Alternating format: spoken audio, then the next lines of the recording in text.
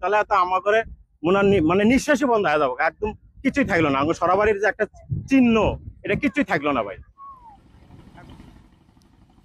বগুড়ার ধুনট উপজেলায় যমুনা নদীর বন্যা নিয়ন্ত্রণ বাঁধ রক্ষায় নির্মিত শহরাবাড়ি স্পারে দেখা দিয়েছে ভয়াবহ ধস।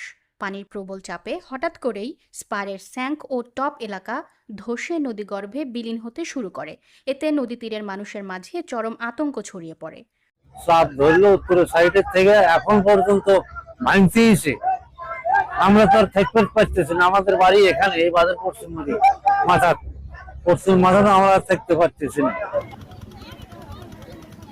2002 সালে 13.5 কোটি টাকা ব্যয়ে নির্মিত 700 মিটার দৈর্ঘ্যের এই শহরাবাড়ি স্পারটি দীর্ঘ 2 যুগ ধরে ভাটি এলাকার মানুষকে নদী ভাঙন থেকে রক্ষা করে আসছিল। কিন্তু হঠাৎই এই ধসের কারণে স্পারটি 2 ভাগে বিভক্ত হয়ে বিচ্ছিন্ন হয়ে গেছে।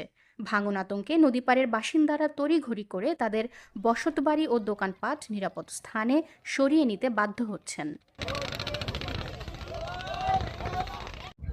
সেই স্পারের মাথা ভাঙে গেলে মাটি বানিয়েছেন স্পার, এবং ওইখানে যে 40 পাড়া বলে একটা গ্রাম আছে, ওটা শেষ হয়ে যাবে।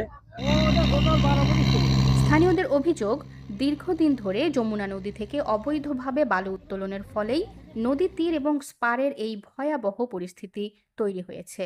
ভাঙন রোধে পানি উন্নয়ন বোর্ডের সাময়িক ও জরুরি পদক্ষেপগুলো দীর্ঘমেয়াদে কোনো কাজে আসছে না বলে জানান ক্ষুব্ধ এলাকাবাসী। আজকে 2টা থেকে এই গ্রহণ বাদ চলে যাচ্ছে গা।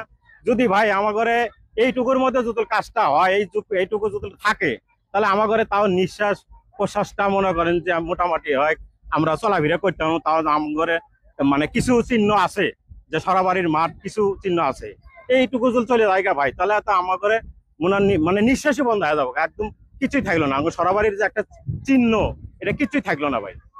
এদিকে ধসের খবর পেয়ে ক্ষতিগ্রস্ত শহরাবাড়ি স্পারে বালু ভর্তি জিও ব্যাগ ও বালির টিউব ফেলে ভাঙন ঠেকানোর চেষ্টা চালাচ্ছে পানি উন্নয়ন বোর্ড। পরিস্থিতি নিয়ন্ত্রণে আনতে জরুরি ভিত্তিতে কাজ শুরু করেছে সংশ্লিষ্ট কর্তৃপক্ষ।